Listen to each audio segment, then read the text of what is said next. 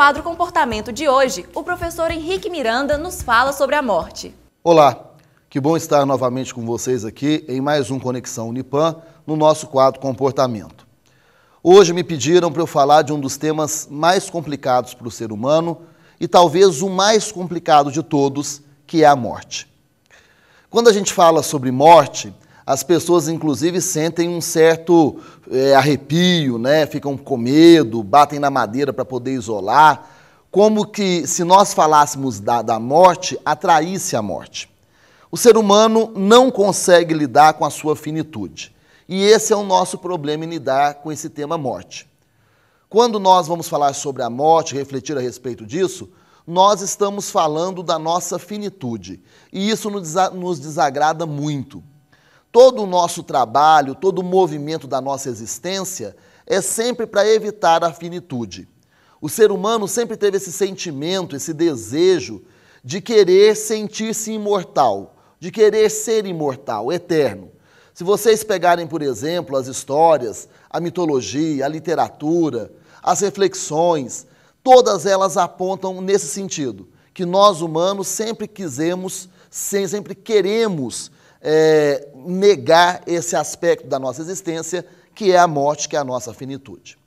Um outro aspecto relacionado à morte é a questão da perda. Nós também não sabemos lidar muito bem com perdas. Parece que nós somos programados para aceitar apenas os ganhos. E isso é uma grande ilusão. Todos sabem que a vida ela é um processo de perdas e ganhos. E ela é um processo dialético. Sempre que eu ganho alguma coisa por um lado, por outro eu perco, e sempre que eu perco alguma coisa, por outro lado eu ganho. Esse é o movimento da nossa existência que Heráclito, filósofo da antiguidade clássica, da Grécia clássica, já nos alertava para esse fato.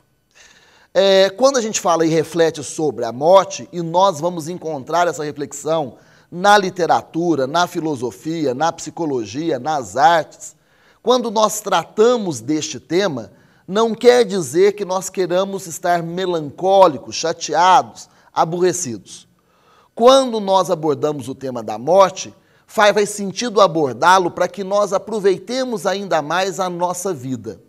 Quando nós tomamos consciência de que somos finitos, quando nós tomamos consciência que a nossa vida não é eterna, nós aproveitamos cada momento mais e melhor. É como se nós admitíssemos que isso que nós estamos vivendo aqui é um crédito pré-aprovado, que eu tenho que saber administrá-lo. E se eu sei que um dia ele pode acabar, eu o administro da melhor maneira possível. Pessoas que tomam consciência da sua finitude são pessoas que tendem a aproveitar mais os momentos com as pessoas amadas e queridas. No entanto, muita gente não consegue lidar com esse tema, não consegue lidar com a sua própria morte, com a sua própria finitude. Quanto mais a dos outros, dos entes queridos que nós perdemos, e que realmente é um aborrecimento, é uma chateação, é uma angústia, é um desconforto enorme. Ninguém fica feliz porque perde alguém que ama. No entanto, essa é a certeza maior que nós temos a partir do momento que nascemos. No momento em que a nossa concepção ocorre, é um milagre, é uma maravilha, nós somos concebidos e passamos a existir, nós também enfrentamos o processo da nossa finitude, caminhando rumo à nossa morte. Refletir sobre isso nos faz aproveitar melhor o dia a dia, aproveitar os momentos, aproveitar as pessoas e as companhias. Isso é muito importante para que nós vivamos uma vida plena. Me perguntaram certo dia o que eu achava sobre a vida após a morte. E aí eu já disse que sobre isso eu não poderia comentar, porque fugia ao âmbito da reflexão racional. Não querendo desmerecer nenhuma religião, por favor, não é isso? Todos nós sabemos que as religiões, elas possuem hipóteses sobre a morte. Quando eu digo que são hipóteses, do plano de vista científico, não há nada cientificamente comprovado da vida pós-morte. O que nós temos são esperanças, hipóteses, e uma coisa que a religião trabalha muito bem, que é a fé. Mas a fé está num plano distinto do racional. No plano do racional, os filósofos da literatura, a psicologia, quando fala sobre a morte, fala que é preciso tomar consciência da finitude, tomar consciência que a morte existe e aproveitar cada dia como se fosse o último, porque realmente pode sê-lo.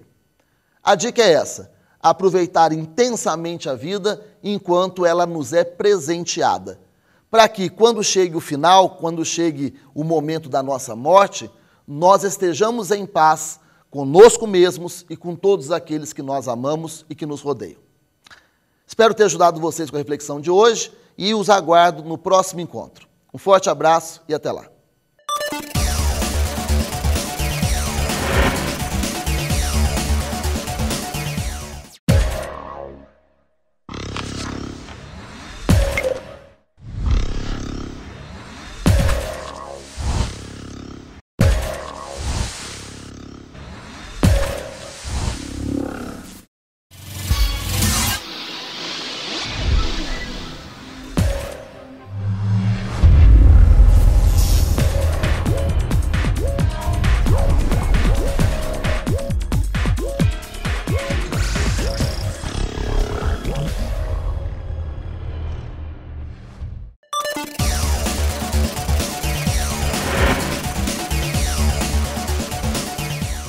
E está aqui conosco o professor de Psicologia do Unipam, Frederico Viana, que vai falar um pouco a respeito sobre o projeto Orgulho de Ser. Olá, Frederico, é um prazer tê-lo aqui no Conexão Unipam. É um prazer estar aqui. Então, Frederico, conta pra gente, o que é esse projeto? Orgulho de quê? Bom, Orgulho de Ser tem a ver um pouco com essas identidades, né? Com esses sujeitos que que sofrem preconceito da sociedade, são o tempo inteiro invisibilizados e marginalizados. Então o nome vem um pouco disso, né? Para as pessoas poderem ter orgulho de serem homossexuais, de serem lésbicas, de serem travestis, né? Orgulho de ser mulher, orgulho de ser negro também caberia um pouco nisso, né? Então o projeto vem um pouco nesse espaço aí dos preconceitos sociais, né? Falar um pouco daquela dimensão da vida que ninguém tem coragem de falar, porque até mesmo as pessoas que se identificam com aquele lugar, né, elas acabam assimilando que aquele lugar é realmente um lugar de inferioridade, que é um lugar de doença, é um lugar de preconceito mesmo. Então as próprias pessoas que estão naquele lugar não têm coragem de dar o grito, né, de colocar as cartas na mesa e falar, olha, somos iguais, eu exijo respeito, né, eu quero um espaço para mim, eu quero poder falar, eu quero ter orgulho de ser quem eu sou. E como que o Departamento de Psicologia do Unipam vai atuar nesse trabalho de aceitação, da pessoa aceitar como ela realmente é e ter orgulho do que é? Pois então, nós pensamos, né, no âmbito da Clínica de Psicologia do Unipam, em oferecer um serviço de atendimento psicológico, né, para pessoas que se sintam em conflito com relação, né, a essas situações de preconceito.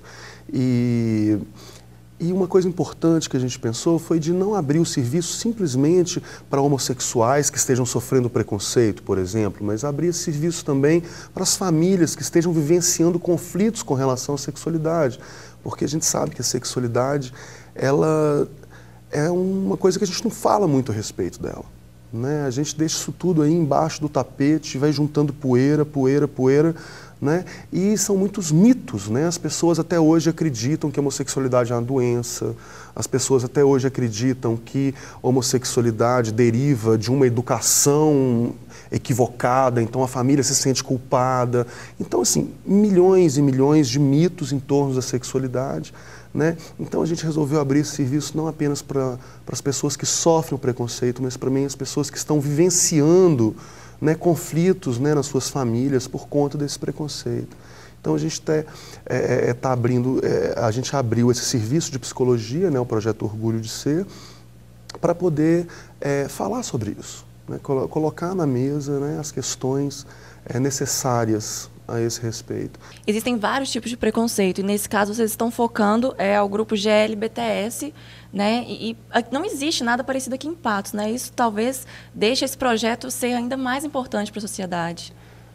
A nossa expectativa é essa, né? De que esse projeto contribua um pouco para suprir esse espaço vazio que está aí, né? Porque é uma parcela grande da sociedade, né? Todos nós sabemos a quantidade de homossexuais, de lésbicas, de travestis que existem, né? São pessoas que existem, que estão aí, que estão vivas, né? E não existe nada para essas pessoas a não ser a violência da sociedade, né? Mais do que ignorar essas pessoas, o que a sociedade faz é o tempo todo violentá-las, seja fisicamente com assassinatos, né? Agressões físicas mesmo, ou mesmo com violências simbólicas, né?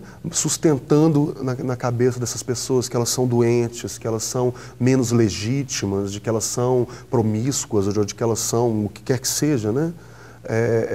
Então é muita violência que existe contra essas pessoas e a nossa expectativa é que esse projeto possa um pouco suprir, né? Claro que não superar, porque são questões muito complexas, mas contribuir um pouco para suprir esse silêncio da sociedade com relação à sexualidade. Tenho certeza que sim, professor. Nós desejamos todo o sucesso do mundo para vocês, do Departamento de Psicologia. Tenho certeza que vai fazer grande diferença na sociedade patense. Muito obrigado. E nós ficamos por aqui com mais esse Conexão Unipam. Um grande abraço para todos vocês, um excelente fim de semana e até a próxima.